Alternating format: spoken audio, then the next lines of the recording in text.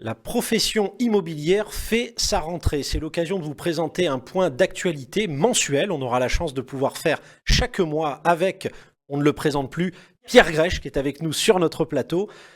Il est là, on le voit juste à côté de moi. L'occasion de faire un point d'actualité immobilier, tout simplement. Qui de mieux qu'un professionnel réglementé de l'immobilier, local qui plus est, pour nous en parler. Bienvenue Pierre. Merci Mehdi, merci Très pour heureux. l'invitation.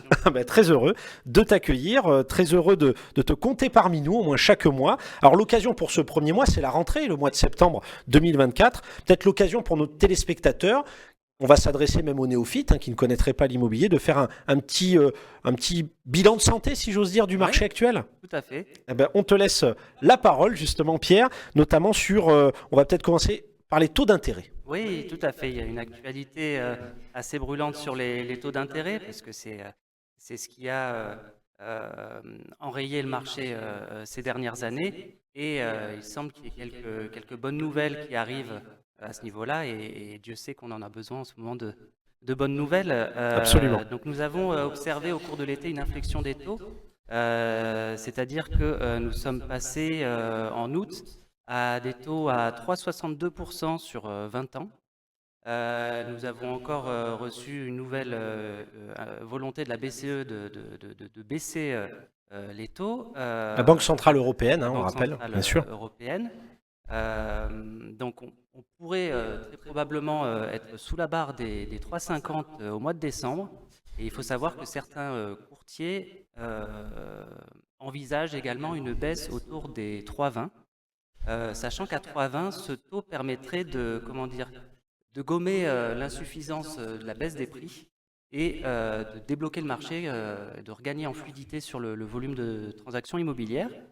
Donc il faut savoir que c'est une baisse qui est assez significative parce qu'on était monté jusqu'à à peu près plus de 4%, voire 4,20 il y a encore un an. Donc c'est l'occasion de rappeler, voilà, pour nos téléspectateurs, qu'au sortir du Covid, on peut dire, Oui, il y a eu tout d'un coup, voilà, une inflation, c'est-à-dire les taux d'intérêt bancaires ont augmenté, oui. et donc forcément ça a un impact, on le rappelle, puisque notamment le marché de la transaction en immobilier, les achats, les ventes de biens sont conditionnés évidemment au marché bancaire. Et Les oui, prêts pour justement les particuliers, aussi bien les personnes morales aussi, donc une bonne nouvelle finalement. c'est une bonne nouvelle. C'est pas encore ça. C'est pas encore ça parce que le marché est encore très fragile. Parce que nos acheteurs sont tous touchés par l'inflation et comment dire, la notion de reste à vivre Oui.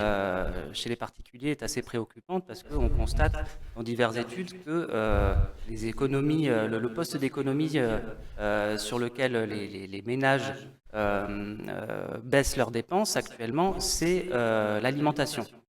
Quand on en arrive là, c'est que voilà, il y a un problème de fond, il y a un problème social dans le pays. Et comme tu disais justement, sortir du Covid, il y a eu un emballement du marché parce que les Oui. taux étaient encore très bas. Donc sur une courte période, il y a eu presque une surchauffe du marché.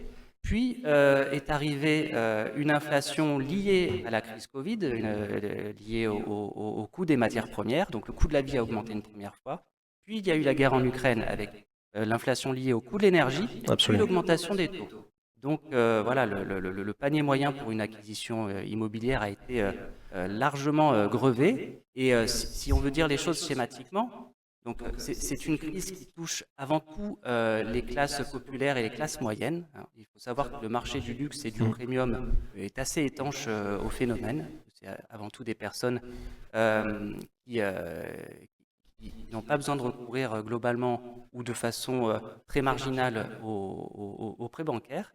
Et donc, pour les classes populaires et moyennes, l'effort qu'il faudrait pour couvrir ce que représente en augmentation du coût Mhm. total d'acquisition, l'augmentation des taux, ça reviendrait à amputer leur logement d'une pièce.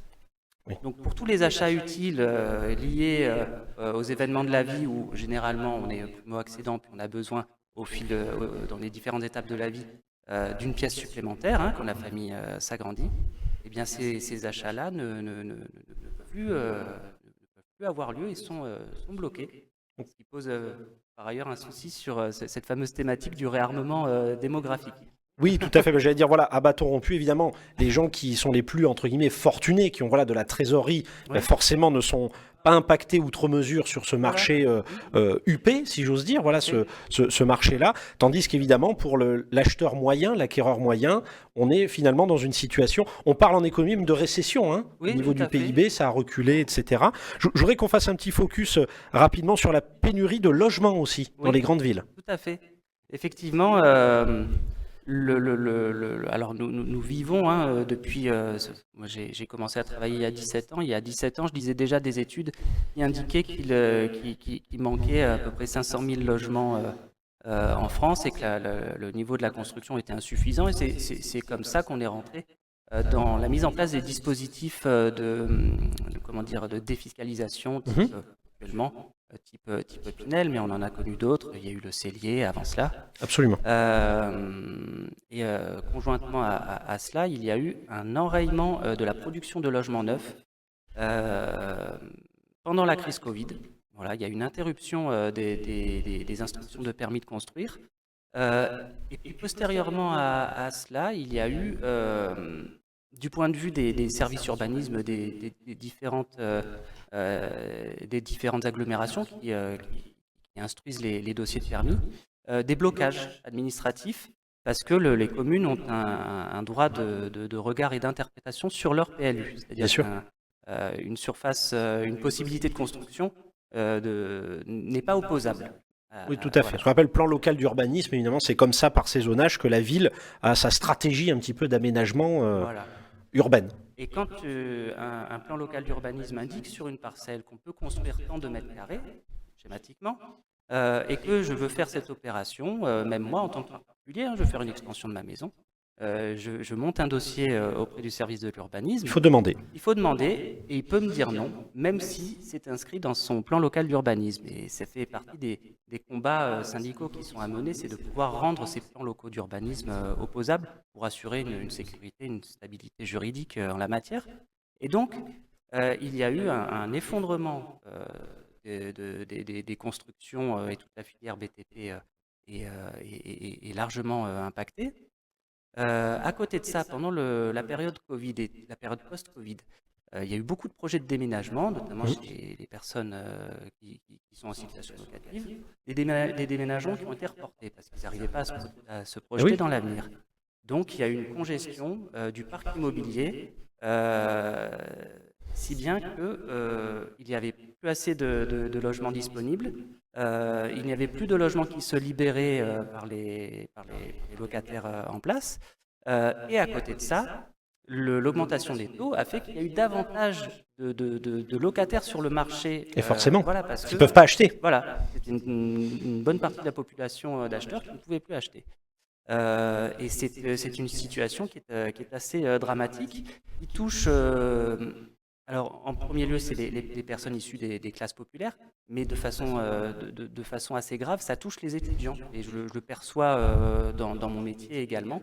On a énormément de mal à loger les étudiants, qui sont parfois contraints sur les secteurs géographiques Absolument. par Parcoursup. Alors, c'est un autre sujet, mais je pars beaucoup sur le côté social parce que ce qui est en train de se passer au niveau du logement, c'est un début de crise sociale en fait. Absolument. Il y a 2 ans, on parlait de bombe à retardement, on alertait les pouvoirs publics là-dessus, et ben la bombe, elle est en train d'exploser. Ben, c'est important de rappeler que justement, ce n'est pas uniquement un prisme économique. Pas du tout. On l'aborde à travers justement un professionnel réglementé de l'immobilier, mais c'est finalement aussi un impact social. Donc en somme, si je résume pour nos téléspectateurs, les taux d'intérêt ont subitement augmenté, commencent à baisser, mais je veux dire, c'est pas encore ça. Non. Pénurie des constructions de logements, crise, on va dire, de la promotion immobilière, Oui. à travers justement ces contraintes administratives, entre autres, mais donc la levée aussi des dispositifs d'optimisation fiscale, etc. Par ricochet, le marché locatif Et oui, aussi se retrouve impacté. tout à fait. Est-ce qu'on peut parler de paralysie? On est tout à fait, c'est ça, on est en situation de paralysie. Quand je parle d'immobilier, je dis l'immobilier, c'est la fluidité démographique. Voilà. De la fluidité démographique, ça veut dire qu'on peut développer les territoires, on peut les développer sur le plan économique, on peut les développer sur le plan de leur attractivité, mais là, ça fait 2 ans que cette mobilité est devenue quasi impossible par le seul facteur des difficultés à se loger, donc de l'immobilier. Et ça a un impact beaucoup plus grave que ce que l'on peut penser. Sur un plan macroéconomique, ça veut dire que ça empêche certains territoires, ça peut nous concerner parce qu'on fait Bien partie sûr. des territoires qui attirent beaucoup de gens de l'extérieur, Bien sûr. mais qu'on n'arrive pas à loger. Sur des grosses entités, des fois, ça m'arrive d'en discuter avec des personnes qui recherchent Bien sûr. tout type de postes confondus, tout type de qualifications, qui n'arrivent pas à loger, qui n'arrivent par conséquent pas à se développer, parce qu'ils n'arrivent pas à loger des personnes qu'ils essayent de faire venir de l'extérieur. C'est des entreprises qui ne s'implantent pas non plus, parce que les personnels ne peuvent pas être logés. Donc effectivement, on est en situation de congestion au niveau du logement. Bah justement, c'était l'occasion pour ce premier point, en tout cas, d'actualité immobilière, de planter le décor, si j'ose dire, voilà, de faire ce petit bilan.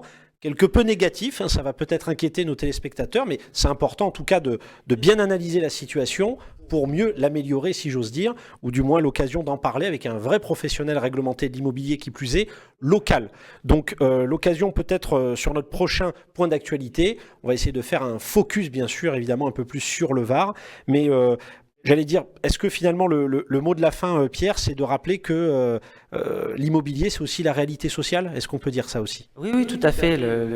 L'immobilier, c'est le reflet véritablement de la société et de la dynamique de la société. Donc, quand on est dans un contexte où comment dire, l'ensemble des mouvements, des mutations est à l'arrêt, ça manifeste aussi un certain nombre d'inquiétudes ou un manque de confiance dans l'avenir. Et là, c'est vrai que comment dire, le politique ces dernières années a essayé de régler le problème par une autorégulation du marché.